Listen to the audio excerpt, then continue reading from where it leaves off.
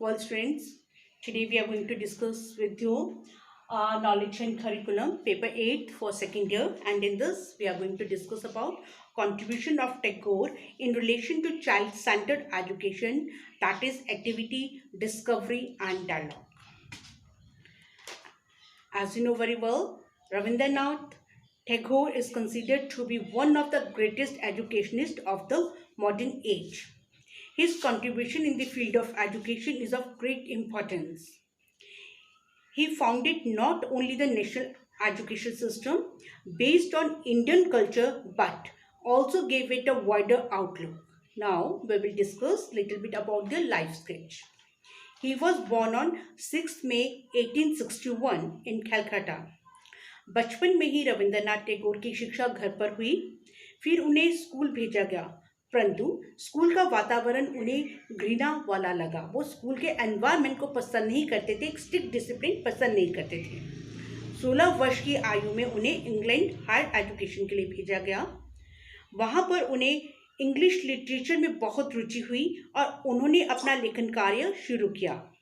In the year 1901 he had established Shanti Niketan at Bolpur, which is now famous as Vishwa Bharati University.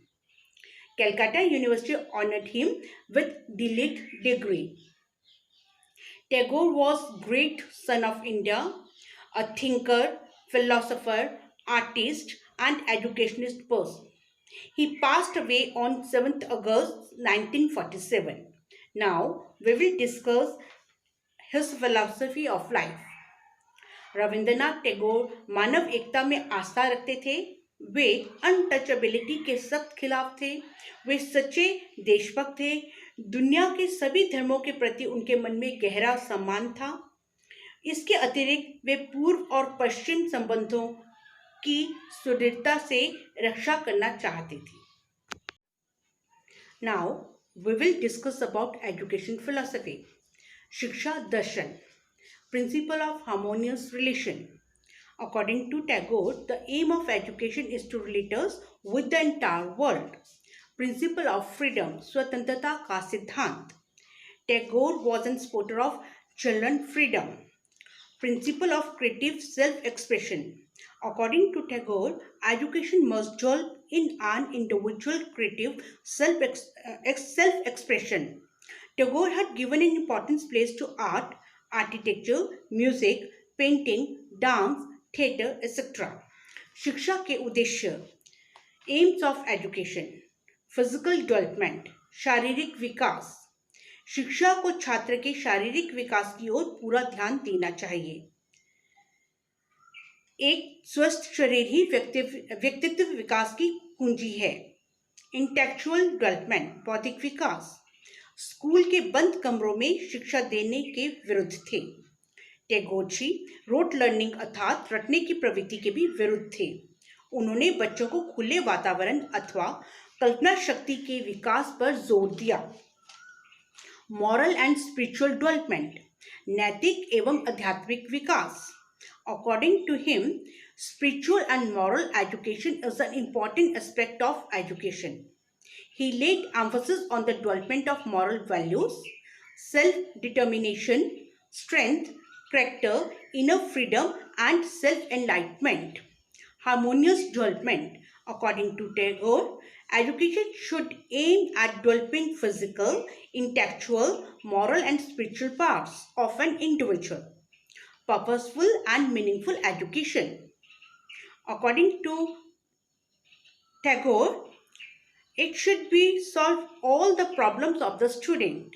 अगर शिक्षा इस प्रकार, हमारी शिक्षा इस प्रकार होनी चाहिए जिससे कि बच्चों को आरंभिक जीवन से ही प्रेरणा मिले, उनकी निजी जीवन की समस्याओं का भी समाधान हो सके। आइए अब हम रविंद्रनाथ टैगोर जी की पाठ्यक्रम संबंधी विचारों के लिए डिस्कस करते हैं। रविंद्रनाथ टैगोर जी का कहना था पाठ्यक्रम इस प्रकार होना चाहिए जिसमें ज़्यादा से ज़्यादा बच्चे का मानसिक विकास की वृद्धि हो, बच्चे का पूर्ण विकास हो, वो राष्ट्रीय अंतर्राष्ट्रीय संबंध को समझ सके, यहाँ तक कि पाठ्यक्रम एक्टिविटी बेस्ड होना चाहिए। उसका रीज़न ये था कि जब बच्चा स्कूलिंग करके बाहर जाएगा तो समाज में रहकर वो अपनी आजीविका को कमा सके। कौन कौन से विषय थे जो उन्होंने मेंशन किए हैं? Language, literature, history, geography etcetera.